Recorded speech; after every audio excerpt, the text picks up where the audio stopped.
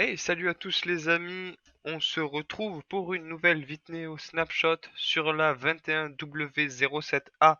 Donc 21W07A qui a apporté beaucoup de changements sur la génération, sur la génération des caves, qui suit directement ce qui a été fait avec la 21W06A et qui en plus nous a apporté quelques nouveaux blocs. Du coup, on va voir ça tout de suite. On va commencer par les nouveaux blocs qui sont du coup la Grimstone. Alors, la Grimstone, c'est quoi? C'est un nouveau type de roche qu'on va pouvoir trouver en dessous de la couche 0. En fait, de la couche 0 à la moins 64. Et elle va complètement remplacer la stone de la couche 0 à la couche moins 64. On aura l'occasion de voir ça après, mais d'abord on va regarder du coup ces nouveaux blocs. Donc la Grimstone, elle se modifie bien sûr en stairs, un slab, un wall.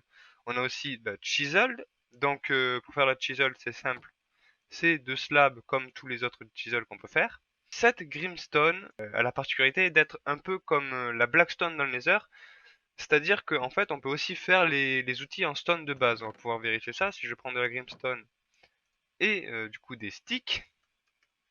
Hop là, je vais pouvoir normalement crafter pioche et tout ce que je peux faire en stone normalement. Si ça a été ajouté, voilà, vous voyez, je peux faire les outils en stone avec la Grimstone.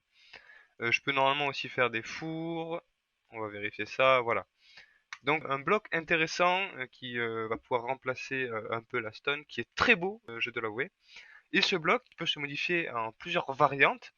Premièrement, la polished grimstone, donc pareil, donc on va pouvoir faire des stairs, des slabs et des walls. La polished grimstone, du coup, qui se craft avec de la grimstone normale, donc avec 4 grimstones normales, comme ceci. On retrouve ensuite la Grimstone Brick. Donc il semblerait que pour l'instant on ne puisse pas crafter la Grimstone Brick.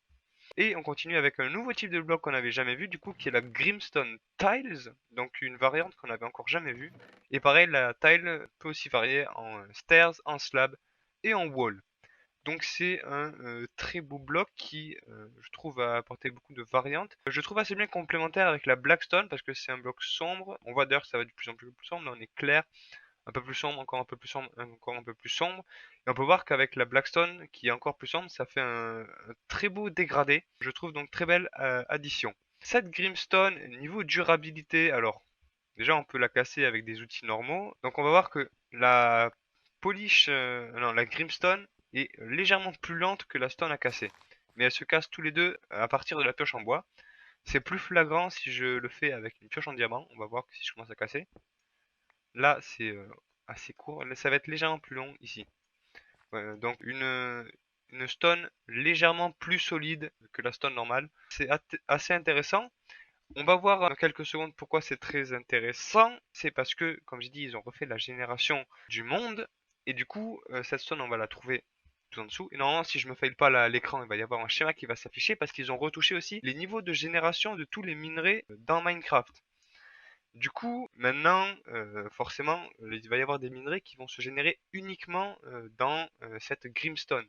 Donc, faut prendre ça aussi en compte quand on va miner, c'est-à-dire que bah, du coup, là où on va miner, ça sera légèrement plus solide, donc ça va plus utiliser nos pioches. Donc, faut faire gaffe à où on va miner aussi maintenant. Et du coup, cette nouvelle génération de minerais, on peut remarquer que le fer se génère entre la couche 256 et la couche 128, et ensuite va se générer aussi de la couche 80 à la couche moins 16, donc on a un stop. Alors pourquoi de la couche 256 à 128? C'est aussi écrit au niveau des émeraudes, c'est que ça va pouvoir se générer dans les montagnes. Du coup, les émeraudes, vous le voyez aussi, ça se génère de la couche 256 à 32. Donc pareil, c'est quelque chose qui va se générer, je pense, plutôt dans les montagnes du coup. Le charbon se génère aussi de la couche 256 à 0, du coup aussi des montagnes jusqu'au niveau d'apparition de la Grimstone, donc 0. L'or, lui, va se générer de la couche 32 à la couche moins 64, donc majoritairement dans de la Grimstone. Le cuivre de la couche 36 à 0, donc dans de la stone normale. La redstone de la couche 16 à la couche moins 64, donc pareil, majoritairement dans la Grimstone. Le lapis 32 à moins 32, donc là c'est équivalent autant de stone que Grimstone. Et les diams de la couche 16 à moins 64. On peut voir aussi un truc avec ce graphique, donc qui en plus de savoir d'où ça génère, ça va être la quantité qui vont se générer et on peut voir que notamment la génération des diamants est beaucoup plus importante qu'avant, mais notamment dans les couches très inférieures, donc dans les couches 60, dans la couche moins 64, on va avoir énormément de diamants. Ce qu'on remarque aussi, c'est que il y a très peu de couches où on va retrouver tous les minerais. Les seules couches où on va retrouver tous les minerais, c'est de 16 à 0, où on va retrouver tous les minerais, sauf les émeraudes, mais qui sont moins importantes.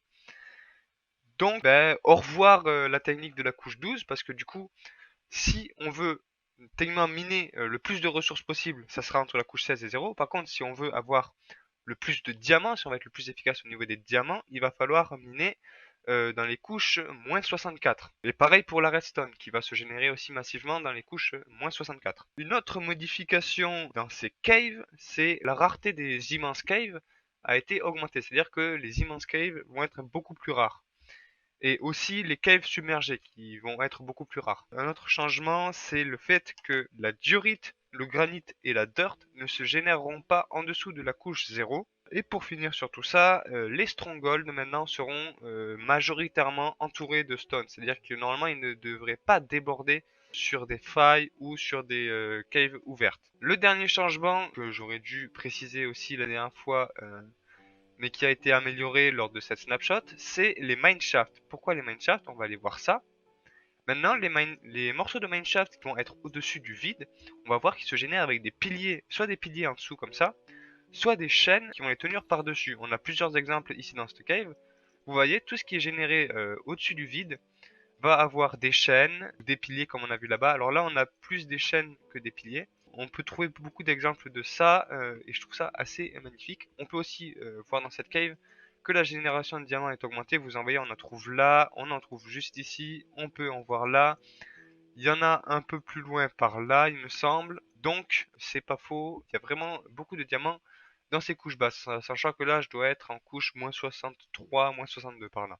Et du coup, on va passer au prochain topic qui est du coup sur les minerais. C'est qu'ils ont changé la texture des minerais. On peut voir en gros pourquoi ils ont changé la texture des minerais.